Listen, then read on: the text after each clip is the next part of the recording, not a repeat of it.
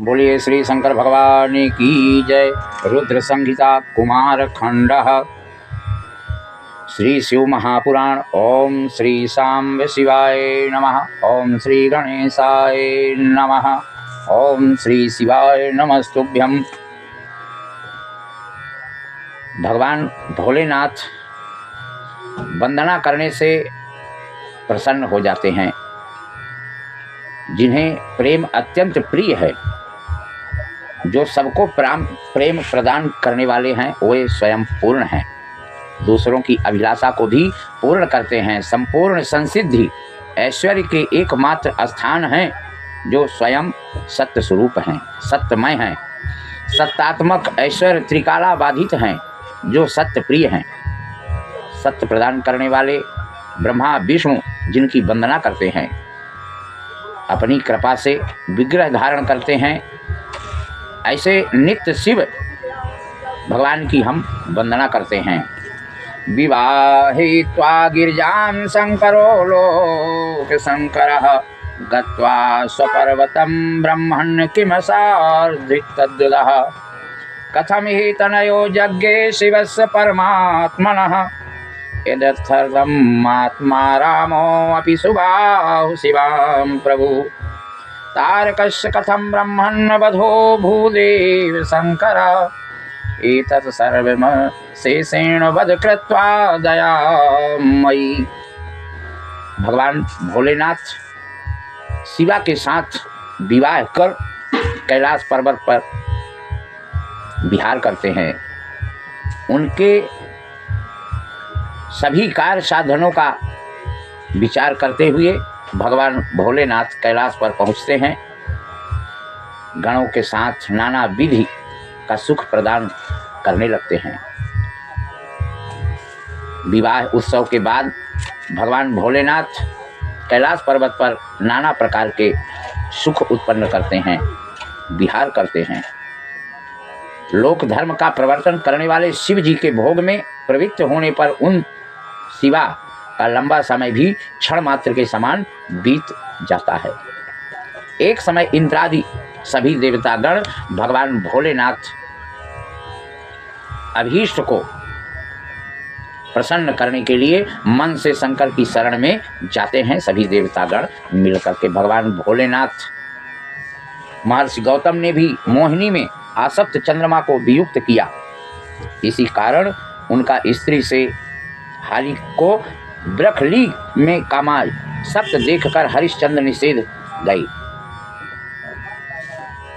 भगवान भोलेनाथ के विहार में देवतागण खलल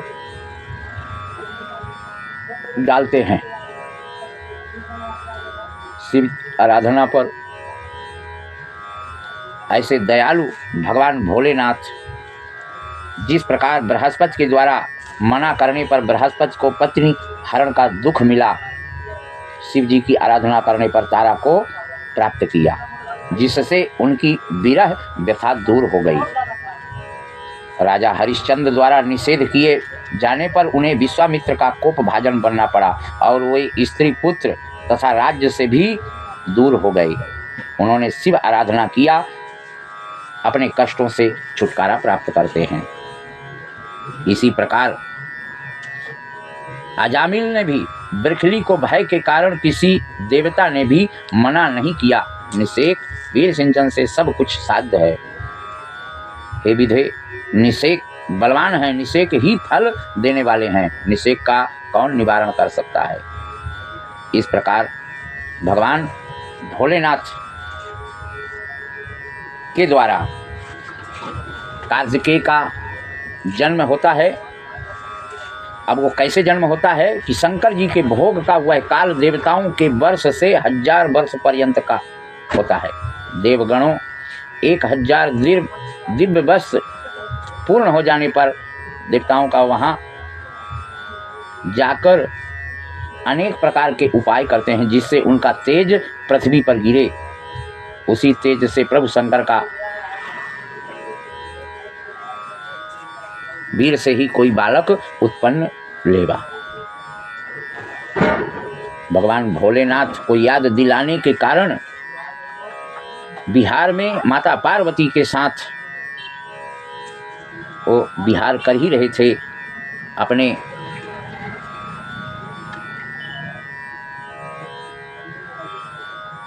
दिव्य वर्ष भगवान भोलेनाथ का पूर्ण होने पर भगवान विष्णु जी भी जा करके विनय पूर्वक प्रार्थना करते हैं कि हे शंकर, आप बड़े दयालु हैं, दुखी जनों को कृपा पूर्वक बताइए कि सर्व प्रभु क्या करना चाहिए। भगवान भोलेनाथ का पता लगाते हुए और सभी देवतागण वहीं पे स्तुति करने लगते हैं। भगवान विष्णु स्वयं परमेश्वर की स्तुति करते हुए और कहते हैं कि तारकासुर से पीड़ित आपकी शरण में आए हुए सब देवतागण आपकी स्तुति कर रहे हैं, प्रभु इनकी रक्षा कीजिए। इस तारकासुर से पीड़ित देवताओं की विलाप सुनिए। हे मुनीश्वर, तारकासुर से पीड़ित देवता बड़ा दुख भरा महान कोलाहल कर रहे हैं। इस समय भगवान भोले माता पार्वती के साथ में देवताओं के स्तुति पर प्रकट होते हैं। भगवान भोले कहते हैं कि मैं आप सबके मन का अभिप्राय जान रहा हूँ, किंतु जो होना है वह होता ही है। भावी का निवारण करने वाला मैं ही हूँ। ठीक है हे देवो, जो होना था वह तो हो गया, अब जो उपस्थित है उसके विषय में जानिए। मुझ शिव के स्खलित इस तेज को इस समय कौन धारण करेगा? जिसे धारण करना हो वह धारण करे। इस प्रकार कहकर शंकर जी मौन हो गए। तब देवताओं से प्रेरणा प्राप्त अग्नि ने कपोत होकर अपनी चोंच से शंकर के पृथ्वी पर गिरे समस्त तेज को ग्रहण कर लिया। माँ भगवती गिरिजा वहां आकर उपस्थित हो गईं। उन्होंने देवताओं को देखा। वहां का वह संपूर्ण वृत्तांत जानकर पार्वती महाक्रोधित हो गईं। उन्होंने विष्णु प्रभृति सभी देवताओं से क्रोध में भरकर कहा कि तुम लोग बड़े दुष्ट हो, तुम हमेशा अपने स्वार्थ साधन में लगे रहते हो, अपने स्वार्थ साधन के निमित्त दूसरों को कष्ट देते हो। तुम लोगों ने अपने स्वार्थ के लिए यह परम प्रभु शिव जी की स्तुति कर मेरा विहार भंग कर दिया।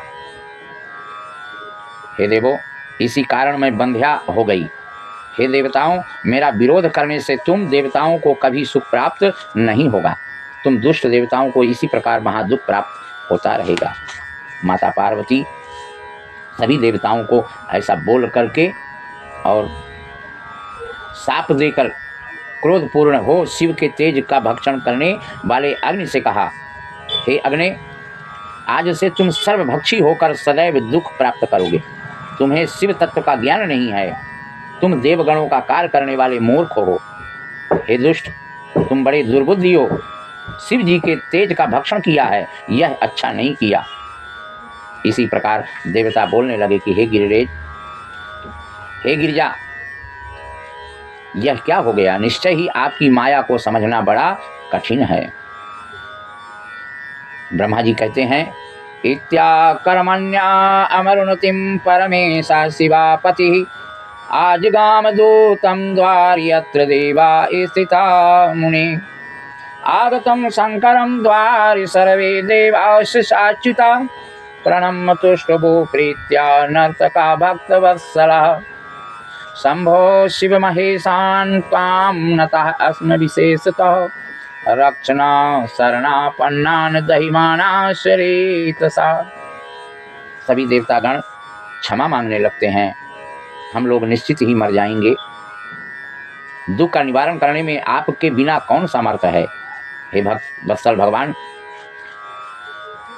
शिव ने ऐसी वाणी दीन वाणी को सुनकर हंसते हुए देवताओं को उत्तर दिया, हे देव, आप लोग सभी मेरी बात ध्यान से सुनिए। मुझ सा प्रभु की आज्ञा मानने से आप लोगों को विशेष शुभ होगा।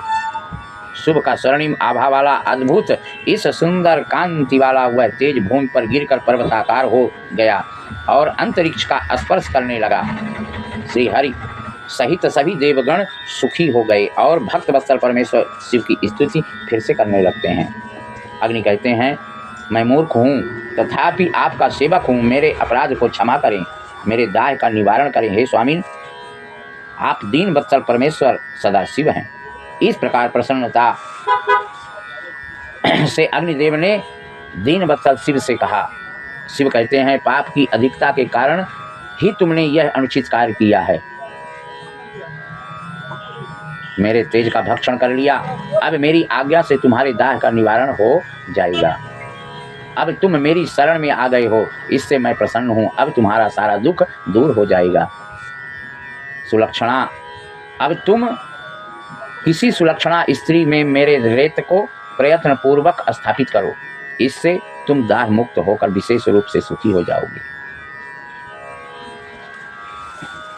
मेरे द्वारा बतलाई जाने पर उपाय को दाह रहित होकर सुखी हो जाओगे। हे अग्नि, ये कब करना है? भगवान शिव की इच्छा से ही मैंने आदर पूर्वक यह बताया। माघ मास में प्रातः काल जो स्त्रियां स्नान करती हों, इस महान तेज को तुम उनके शरीर में स्थापित कर दो। अब स्थापित कैसे करना है, कैसे देना है, इस प्रकार भगवान भोलेनाथ उनको बताते हैं उपाय अग्निदेवता को। अग्निदेवता सूर्य भगवान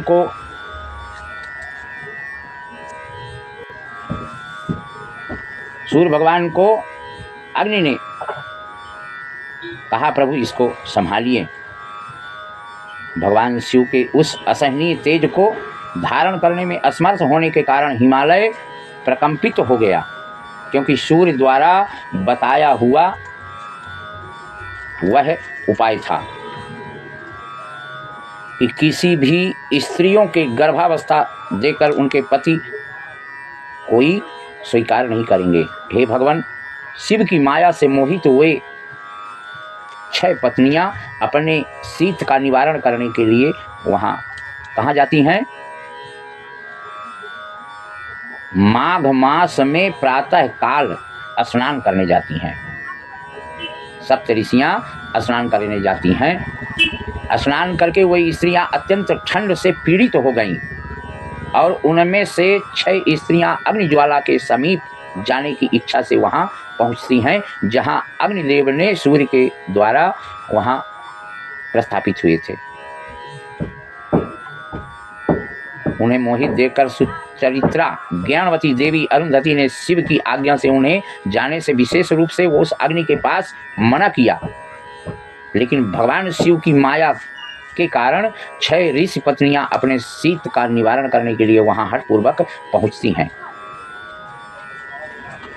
उस रेत के सभी कण रोमकूपों के द्वारा शीघ्र ही उन ऋषि पत्नियों के देहों में प्रविष्ट हो गए और वे अग्निदाह से मुक्त हो गए। कौन? अग्निदेवता। अग्नि अंतर्ध्यान होकर ज्वाला रूप से शीघ्र ही भगवान शंकर और आपका मन से स्मरण करते हुए सुखपूर्वक अपने लोक को चले जाते हैं। वही स्त्रियां अग्नि के द्वारा दाह से पीड़ित और गर्भवती हो गईं। हे तात, अरुंधति दुखी होकर अपने आश्रम को चली गईं। अपनी स्त्रियों को गर्भावस्था देखकर उनके पति तुरंत क्रोध से व्याकुल हो गए। परस्पर भली भांति विमर्श करके उन्होंने अपनी पत्नियों का त्याग कर दिया। वे 6 ऋषि पत्नियां अपनी गर्भावस्था का विचार करके अत्यंत दुखित हो व्याकुल हो चित्त वाली हो जाती हैं। उन मुनि पत्नियों ने शिव के उस गर्भ रूप तेज को हिम शिखर पर त्याग दिया। भगवान, ये भोलेनाथ की माया के अनुसार है। अब हिमालय उस अग्नि के दाह को सहन कर ना सका और वह प्रकंपित होकर गंगा में विसर्जित कर देता है, गंगा को सौंप देता है। गंगा ने भी परमात्मा के उस दुस्सह तेज को अपनी तरंगों के द्वारा सरकंडों के समूह में स्थापित कर दिया, किनारे लगा दिया। माता गंगा ने भी सहन ना करके और उनको किनारे लगा दिया। वहाँ गिरा हुआ वह तेज शीघ्र ही एक सुंदर सौभाग्यशाली शोभायुक्त तेजस्वी बालक के रूप में परिणित हो गया। हे मुनीश्वरों, मार्गशीर्ष यानी अगहन मास के शुक्ल पक्ष की षष्ठी तिथि को उस शिवपुत्र का पृथ्वी पर जन्म होता है। इस अवसर पर अपने कैलाश पर्वत पर हिमालय पुत्री पार्वती तथा भगवान शंकर की भी अकस्मात आनंदित हो उठे। भगवती पार्वती के स्तनों से आनंद रेख के कारण, स्नेह बस माता पार्वती के स्तनों में आनंद रेख के कारण दुग्ध स्राव होने लगा। माता पार्वती को कुछ संशय होता है। इसी प्रकार अत्यंत सुख देने वाला मांगलिक वातावरण हो गया। दुष्ट दैत्यों के यहाँ विशेष रूप से विघ्न होने लगे। हे नारद, अकस्मात अंतरिक्ष में महान धुंध विनाद होने लगा, क्योंकि बालक पर पुष्पों की वर्षा होने लगी। इसी प्रकार भगवान भोलेनाथ की कृपा से अचानक वहाँ दूसरे दिन वो 6 स्त्रियां गंगा स्नान के लिए जाती हैं। उन स्त्रियों ने, ऋषि पत्नियों ने देखा कि यहाँ एक बालक रो रहा है। बालक को उन्होंने उठा लिया। उठाने के बाद सब अपनी कृपा से उनको बोलती हैं मेरा बालक, मेरा बालक, मेरा बालक। लेकिन भगवान स्कंद का वहाँ प्रादुर्भाव जन्म होता है और उन्होंने 6 ऋषि पत्नियों होने के कारण वहाँ पे उन्होंने 6 मुख बनाकर और उन ऋषि पत्नियों का दुग्ध पान करते हैं। इसी प्रकार भगवान कार्तिकेय का जन्म होता है। अब इधर वहाँ विधाता की कृपा से विश्वामित्र पहुँचते हैं। विश्वामित्र ने उनका नामकरण संस्कार किया। उनका नाम कार्तिकेय रखा। कार्तिकेय क्यों रखा?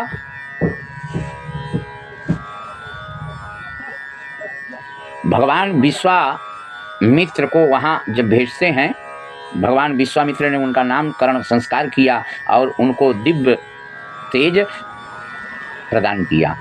उस बालक के दिव्य तेज से एक दिन वह पर्वत के शिखर पे जाते हैं और शिखर के ऊपर प्रहार करते हैं। वह तो धरती पे धराशायी हो गया। इस चीज को देखकर सभी देवताओं ने हाहाकार मचा दिया कि ये कैसे होने लगा।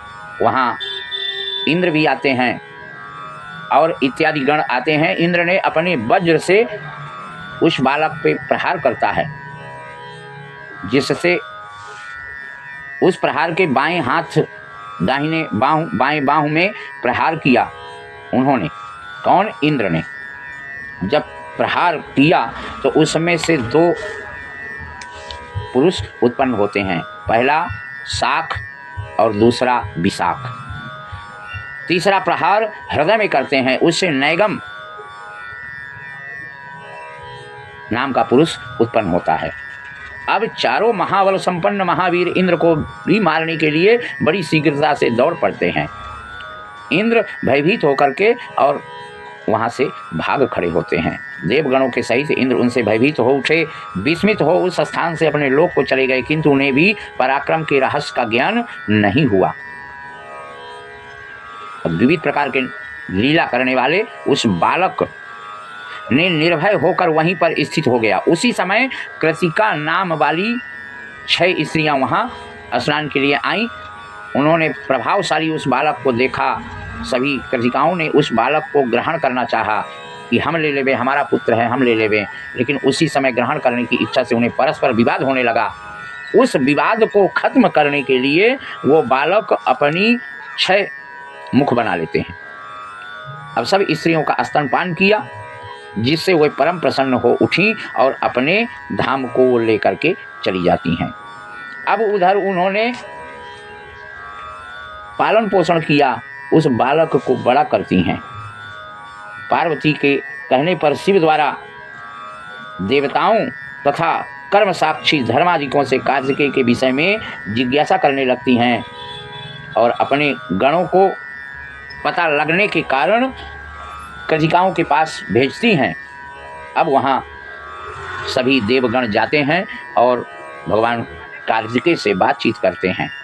सभी ने उनको समझाया कि आप चलिए कैलाश। उनको जन्म का वृतांत बताते हैं कि ऐसा से ऐसा हुआ, इसके कारण आपका जन्म हुआ, अब आप कैलाश चलिए। नंदीश्वरों के गणों के बात मान करके और कृतिकाओं से आज्ञा ले करके और कार्तिकेय स्कंद जी वहां पहुंचते हैं।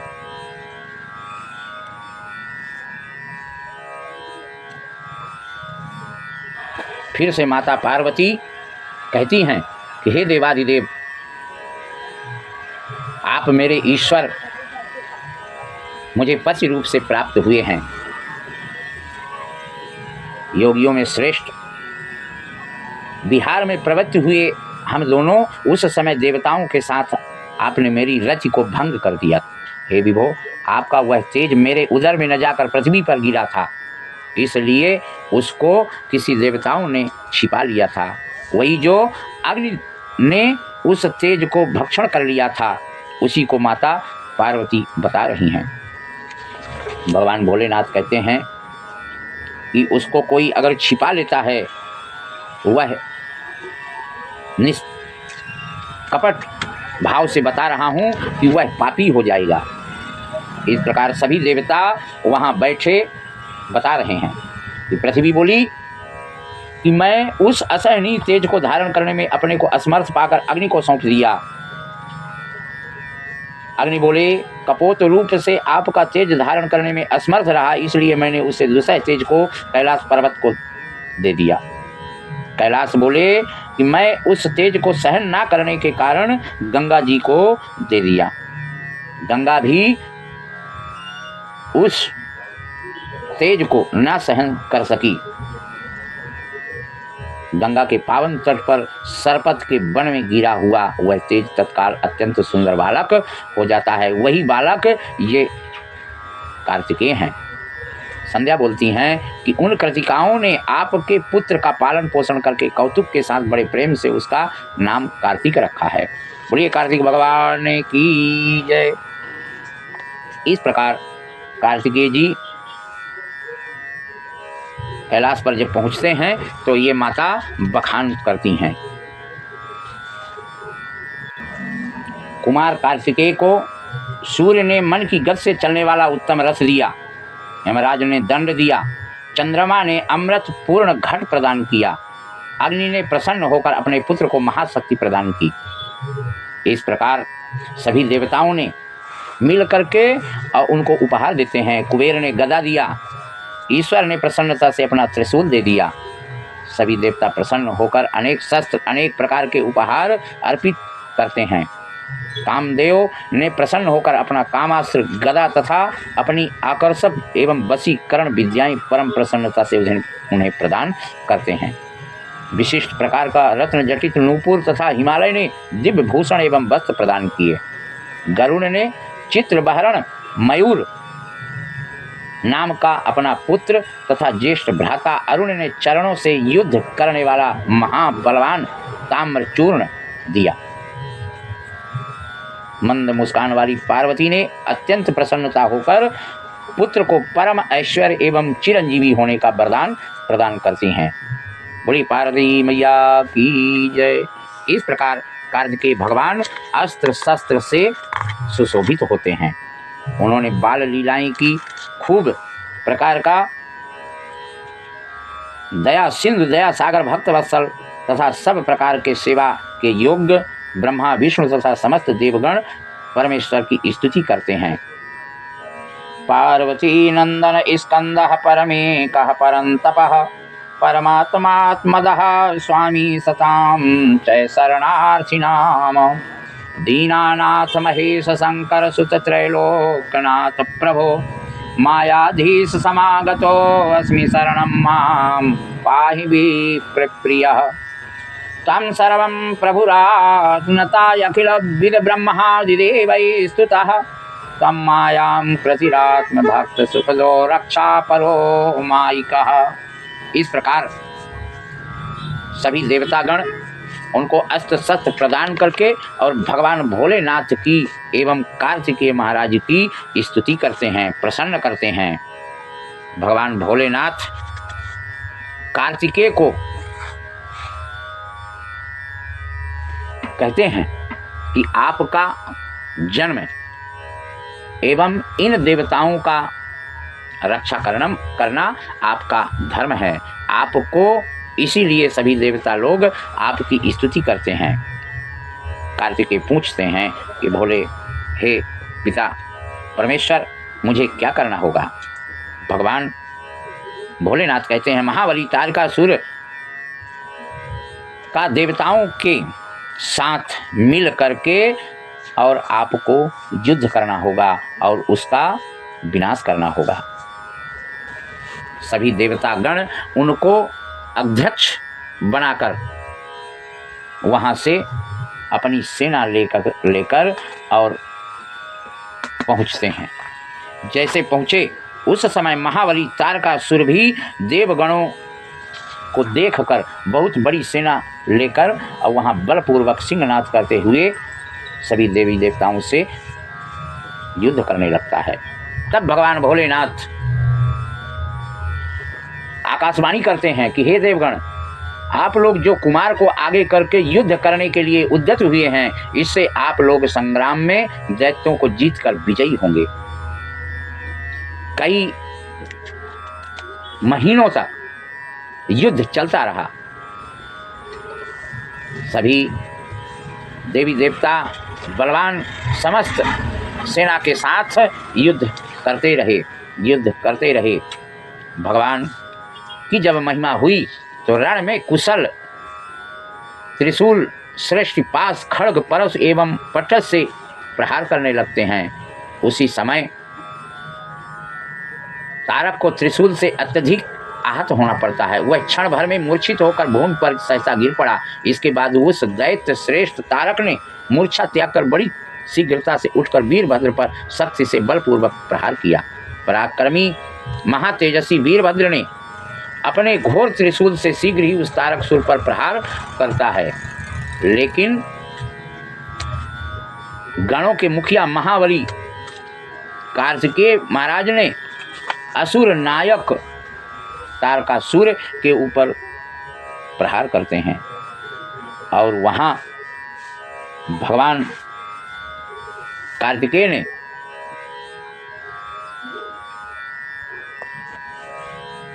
भगवान कार्तिकेय आगे होकर के उस महाबाहु से युद्ध करते हैं। तारकासुर की छाती पे उस शक्ति नामक अस्त्र से बलपूर्वक आघात किया। तब दैत्य श्रेष्ठ उस तारकासुर ने भी उस शक्ति का तिरस्कार कर अत्यंत कुपित होकर कुमार पर अपनी शक्ति से प्रहार करता है। कार्तिकेय मूर्छित थोड़ा होते हैं। पुनः थोड़ी देर बाद पश्चात चेतना युक्त मदोन्मत्त सिंह की भांति उन प्रतापी कुमार ने तारकासुर का वध करने की इच्छा से शक्ति से उस पर प्रहार करते हैं। उस प्रहार से तारकासुर बच नहीं पाया और उसका उसी समय उसके प्राण पखेरु उड़ जाते हैं। उसी समय शंकर भी कार्तिकेय की विजय का समाचार सुनकर अपने गणों तथा पार्वती के साथ प्रसन्न पूर्वक वहां पहुंचते हैं। स्नेह से भरी हुई पार्वती जी सूर्य के समान तेजस्वी अपने पुत्र कुमार को अपनी गोदी में लेकर अत्यंत प्रीति पूर्वक दुलार करने लगती हैं। उसी समय अपने बंधुओं, अनुचरों और पुत्रों सहित हिमालय भी वहां आकर शंकर, पार्वती तथा कुमार की स्तुति करने लगते हैं। तदनंतर सभी देवता, मुनि, सिद्ध, शिव, शिवा एवं कुमार की स्तुति करने लगते हैं। बादित्राणि तथा ने दुस्तदानीं च विशेषतः जय शब्दो नमः शब्दो बभूवो चैर्मुहुर्मुहुः। विशेष रूप से बाजे बजने लगते हैं।